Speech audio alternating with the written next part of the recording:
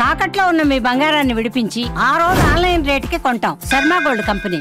నమస్కారం, సుమన్ టీవీకి స్వాగతం. నేను మానస. ఈ రోజు మనతో పాటు ఉన్నారు ప్రముఖ పండితులు శ్రీ కృష్ణ సుధీర్ గారు. గురుగారు నమస్కారం అండి.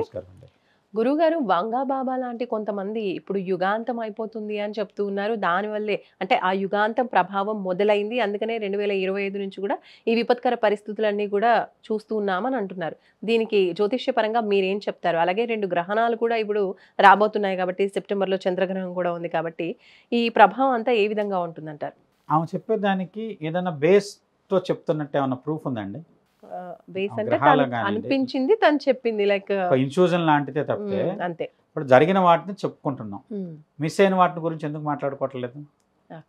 మనం జపాన్లో ఫలానా తేదీన భూకంపం వస్తుంది, సునామీ వస్తుంది, జపాన్ ఫిలిప్పీన్ మధ్యలో జపాన్ మునిగిపోతుంది, ఇక that is the end of the Japan అన్నట్టు ఏదో చెప్పిందని చెప్పేసి మీడియా అంతా చాలా హడావుడి చేశారు. జరిగిందా? కానీ ఇక్కడ జరగకపోయినంత మాత్రాన అదేదో ఉపద్రవం తప్పినట్టు కాదు కానండి. కొన్నిటిలో ఆమె కొన్ని సూచనలు అందున్నాయి, అదేదో ఒప్పుకొని తెరలించారు. ఒక పరేంగిత ప్రజ్ఞ అంటాం దాన్ని. పరేంగిత ప్రజ్ఞ మన ఇంద్రియాలకు సంబంధించి దానికి అతీతమైనటువంటి ఒక శక్తి ఆమెకి ఇంకోటి అనుకోండి, దాని మీద ఆమె కొంత దాని విధంగా అలాంటి పరేంగిత జ్ఞానం అయితే వచ్చింది. దాని ప్రకారం చెప్పారు. ఆ చెప్పిన వాటి ప్రకారం అన్నీ జరగకపోయినా చాలా విషయాలు జరుగుతున్నాయి. జరుగుతున్న వాటిని బేస్ చేసుకుని ఇప్పుడు జపాన్ది జరగలేదు అనుకోవద్దు, కానీ ఆమెకు చెప్పిన దాని ప్రకారం ఆ డేట్ కొంచెం అటు ఇటు అవుతుంది అనుకోవచ్చు.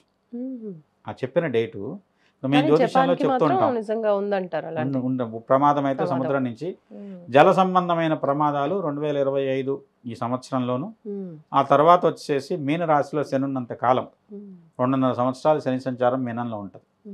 చాలా నీళ్ళ నుంచి ప్రమాదాలు జరుగుతూనే ఉంటాయి, వస్తూనే ఉంటాయి. తర్వాత కుజుడు ఇక్కడ చాలా ప్రభావితం చేస్తారు భూకంపాల విషయంలో. మీరు భూమిపుత్రుడిగా కుజుని చెప్తారు. కుజుడు ఏర్పడింది ఇలాంటి ఒక రకమైనటువంటి టెక్టానిక్ ప్లేట్స్లో వచ్చిన మార్పుల వల్ల భూమి నుంచి ఒక భాగం విడిపోయి అంతరిక్షంలోకి వెళ్ళిపోయి అది కుజగ్రహంగా మారింది. అంటే భూమిపుత్రుడు కుజుడు, భూమి నుంచి ఏర్పడిన ఒక మొక్క కుజుడు. ఇవాళ భూమిలో సముద్రంలో భూమి పొరల మధ్య ఉండే అంతర్గతంగా వచ్చే మార్పుల వల్ల టెక్టానిక్ ప్లేట్స్ ఢీకొని భూకంపాలు వచ్చిన లోతును బట్టి భూకంపాల తీవ్రత చెప్తున్నారు. అలానే ఏంటంటే ఒకప్పుడు ఇండియా అనేది ఆఫ్రికా ఖండంతో సంబంధించి అటాచ్ అయి ఉండేది. అది ఆఫ్రికా ఖండం నుంచి విడిపోయి క్రమంగా యురేషియాని ఢీకొంటూ వచ్చేసేసి అది యురేషియాలో కలిసిన దానివల్ల హిమాలయాలు ఏర్పడ్డాయి. భూమి భారత సంబంధించిన టెక్టానిక్ ప్లేట్ వచ్చేసి ఈ యొక్క యురేషియాని ఢీకొని ప్రత్యేకమైన ఆసియా ఖండంగా భారత్ మారింది. అలా జరిగింది. ఇప్పుడు ఆఫ్రికా నుంచి ఇంకో మొక్క విడిపోతుంది, సొమాలియా ప్లేట్. అది నెమ్మదిగా వచ్చేసి హిందూ మహాసముద్రంలో ట్రావెల్ చేసుకుంటూ సంవత్సరానికి 1 మిల్లీమీటర్ 1 సెంటీమీటర్ జరుగుతూ వచ్చి కొన్ని వేల సంవత్సరాలకి మన భారతదేశాన్ని ఢీకొంటుందట.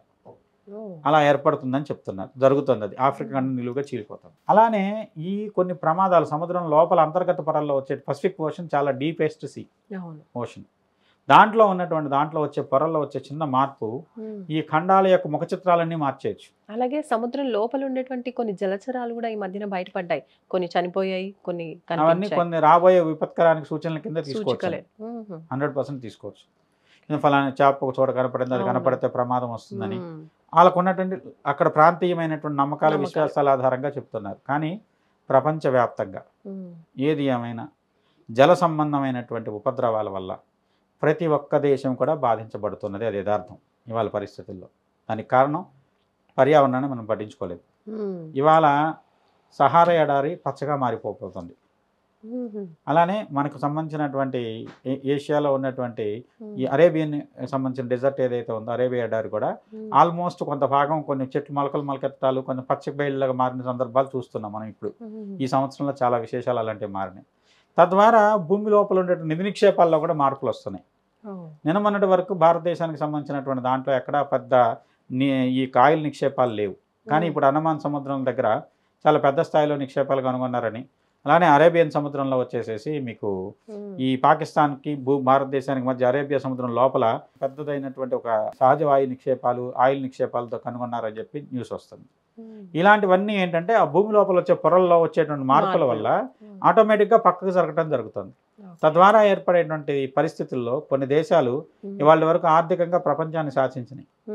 అలాంటి దేశాలన్నిటి యొక్క ఆర్థిక స్థితి సమతుల్యం దెబ్బతింటుంది. కొన్ని బీద దేశాలుగా ఉన్న దేశాలు విపరీతమైనటువంటి ఆర్థిక సంపత్తితో మారేటువంటి పరిస్థితులు ఏర్పడుతుంది. అలాంటి దేశాల్లో భారతదేశం కూడా ఒకటని చెప్పచ్చు.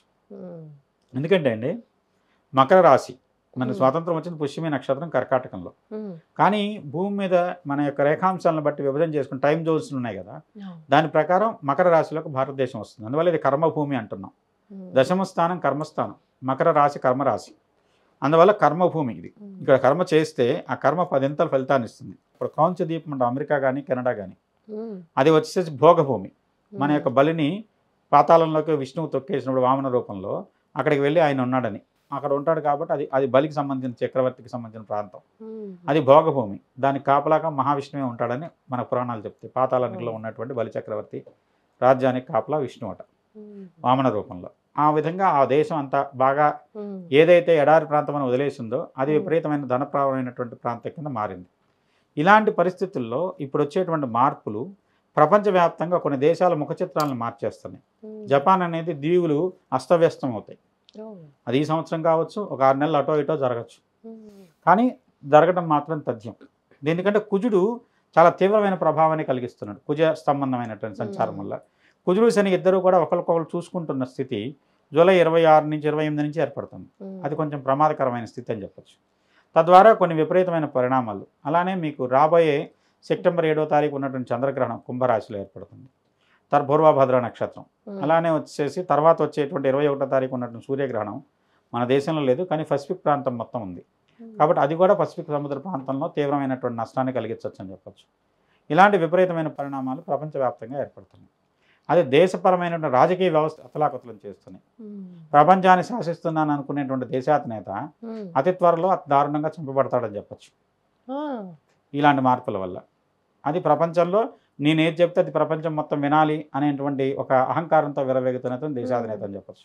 నేనే చేస్తున్నాను, ఇదంతా నా వల్లనే జరుగుతుంది, నేను లేకపోతే ఆ యుద్ధం జరిగేది, నేను అంటే ఆగింది, లేదంటే నేను కావాలంటే వెంటనే మొదలెట్టారు, ఇదంతా నా కనుసన్నల్లో జరుగుతుందని చెప్పి ప్రపంచాన్ని నేనే నడిపిస్తున్నాను అనుకుంటున్న వ్యక్తి అత్యంత దారుణంగా ఒక రకంగా చంపబడతాడని చెప్పచ్చు. తద్వారా ప్రపంచ చరిత్రలో ఒక రకమైనటువంటి అధ్యాయానికి కొత్త అధ్యాయానికి తరలేచేటువంటి అవకాశం.